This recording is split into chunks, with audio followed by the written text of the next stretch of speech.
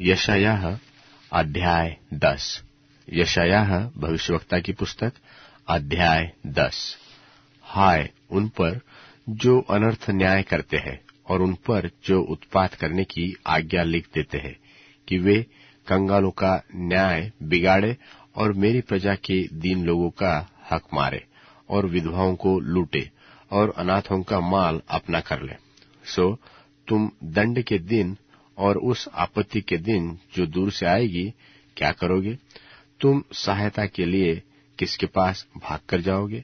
और तुम अपने विभव को कहाँ रख छोड़ोगे?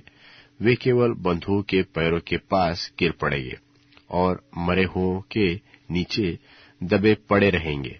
इतने पर भी उसका क्रोध शांत नहीं हुआ और उसका हाथ अब तक बढ़ा हुआ है। अश्शूर पर हाय हाय, वह मेरे क्रोध का लठ है और जो उसके हाथ में सोटा है वह मेरा क्रोध है। मैं उसको एक भक्तिहीन जाति के विरुद्ध भेजूंगा और जिन लोगों पर मेरा रोष भड़का है उनके विषय में उसको आज्ञा दूंगा कि वह छीन छान करे और लूट ले और उनको सड़कों की कीच के समान लताड़े।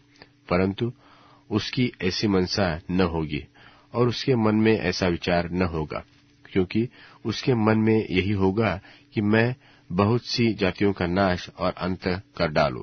वह कहता है, क्या मेरे सब हाकिम राजा के तुल्य नहीं?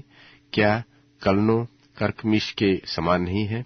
क्या हमाद अर्पद के और शोमरोन दमिश्क के समान नहीं?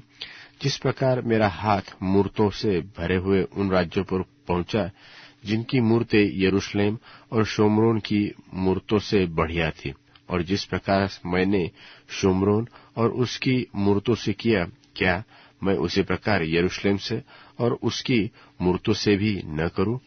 इस कारण जब प्रभु सिय्योन पर्वत पर यरूशलेम में अपना सब काम कर चुकेगा, तब मैं अश्शूर के राजा के गर्व की बातों का और उसकी घमंड भरी आंखों का पलटा दूंगा।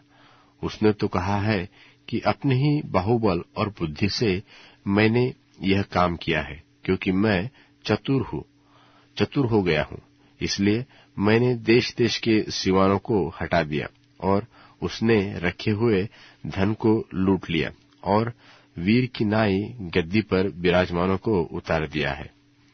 और देश देश के लोगों की धन संपत्ति चिड़ियों के घोंसले की नाई मेरे हाथ आई, और जैसे कोई छोड़े हुए अंडों को बटोर ले, वैसे ही मैंने सारी पृथ्वी को बटोर लिया है।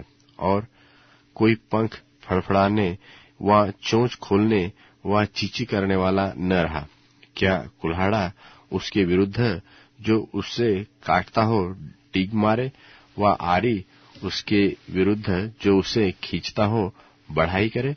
क्या सोटा अपने चलाने वाले को चलाए, वह छड़ी उसे उठाए जो काट नहीं है?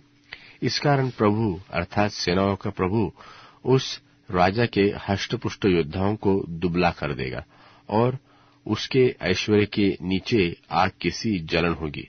और इस्राएल की ज्योति जो आग ठहरेगी और इस्राएल का पवित्र ज्वाला ठहरेगा, और वह उसके झाड़ झंझार को एक ही दिन में भस्म करेगी, और उसमें से उसके वन और फलदायी बारी की शोभा पूरी रीति से नाश होगी। और रोगी के क्षीण हो जाने पर जैसी दशा होती है वैसे ही उसकी होगी। और उस वन के इतने थोड़े वृक्ष बच जाएंगे कि लड़का भी उनको गिनकर लिख ले। उस समय इस्राएल के बचे हुए लोग और याकूब के घराने के भागे हुए अपने मारने वाले पर फिर कभी भरोसा न रखेंगे। यहोवा जो इस्राएल का पवित्र है, उसी पर वे सच्चाई से भरोसा रखेंगे।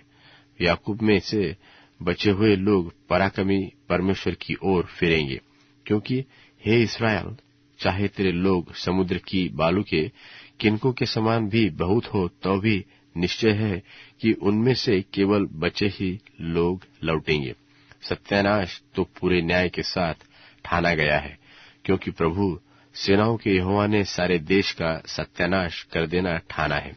इसलिए प्रभु सेनाओं का यहोवा यो कहता है कि हे सिय्योन में रहने वाली मेरी प्रजा, अश्शूर से मत डर, चाहे वह सोटे से तुझे मारे और मिस्र की नाई तेरे ऊपर छड़ी उठाए, क्योंकि अब थोड़ी ही देर है कि मेरी जलन और क्रोध उनका सत्यानाश करके शांत होगा।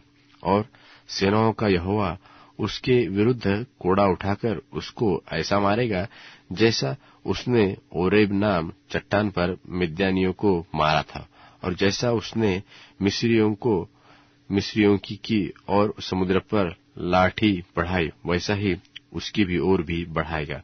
उस समय ऐसा होगा कि उसका बोझ तेरे कंधे पर से और उसका जुआ तेरी गर्दन पर से उठा लिया जाएगा, और अभिषेक के कारण वह जुआ तोड़ डाला जाएगा। वह अय्यात में आया है और मिग्रोन में से होकर आगे बढ़ गया है। मिकमाश में उसने अपना सामान रखा है। वे घाटी से पार हो गए, उन्होंने गेबा में रात काटी। रामा थरथरा उठा है, शाऊल का गिबा भाग निकला है। हे गल्लीम की बेटी चिल्ला, हे लैश के लोगों कान लगाओ। हाय बेचारा अनातोत मदमेना मारा मारा फिरता है। गेबीम के निवासी भागने के लिए अपना अपना सामान इकट्ठा कर रहे हैं। आज ही के दिन वह नोप के में टिकेगा। तब वह सियोन पहाड़ पर और यरूशलेम की पहाड़ी पर हाथ उठाकर धमकाएगा। देखो, प्रभु सेनाओं का यहोवा पेड़ों को भयानक रूप से छांट डालेगा, और ऊंचे ऊंचे वृक्ष काटे जाएंगे, और जो ऊंचे हैं सो नीचे किए जाएंगे। वह घने वन को लोहे से काट डालेगा, और लबानोन एक प्रतापी के हाथ से नाश किया जाएगा।